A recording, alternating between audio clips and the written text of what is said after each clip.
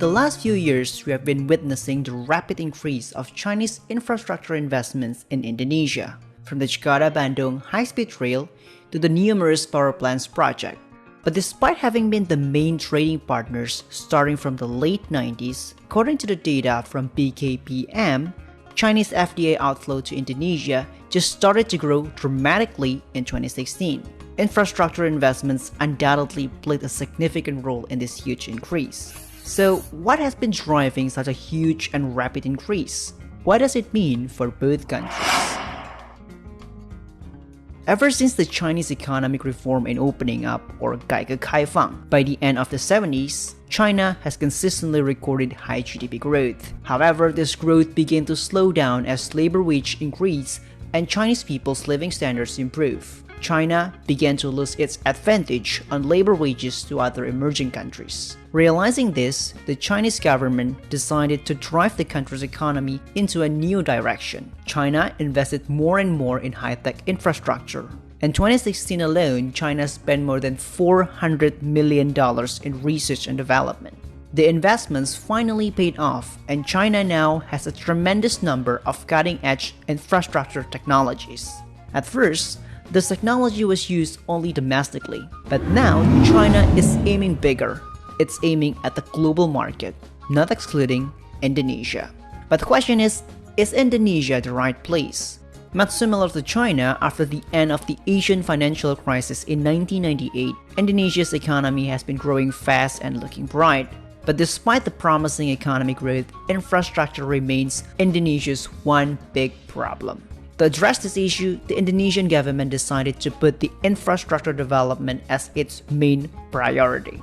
But building infrastructure requires two things: money and technology. This is exactly where China and Indonesia's interests meet. The Chinese government, through Asian Infrastructure Investment Bank, or AIIB, provides the necessary fund to help Indonesian infrastructure projects. And in terms of technology, Chinese companies are more than willing to export their advanced technology to Indonesia. China's infrastructure investment in Indonesia is also highly related to its need to ensure energy security. Over 80% of Chinese oil supply is passing through the Strait of Malacca. This narrow strait is an important choke point of global trade. Unfortunately, it has also made it notorious for the high occurrence of piracy. The stability and safety of the Strait of Malacca is a shared responsibility among the three countries where it is located: Malaysia, Singapore, and Indonesia.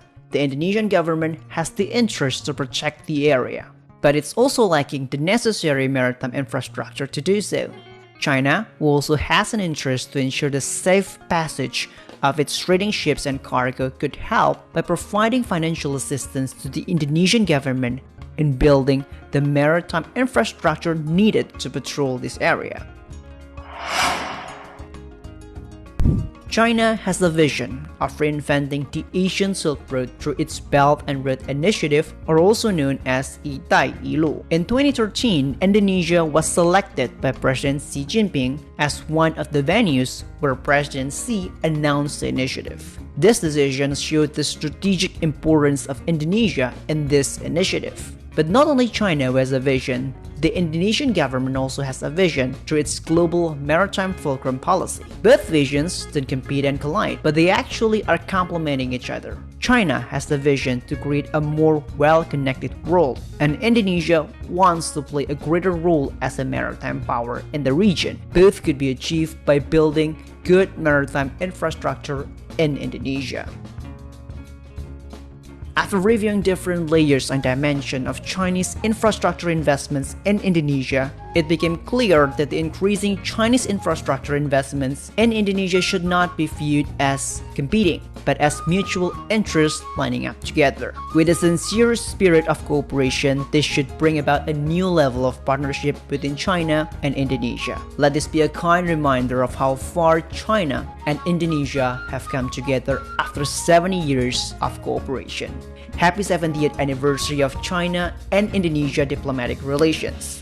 Selamat peringatan 70 tahun terjalinnya hubungan diplomatik Tiongkok dan Indonesia. 祝贺中国与印尼建交70周年。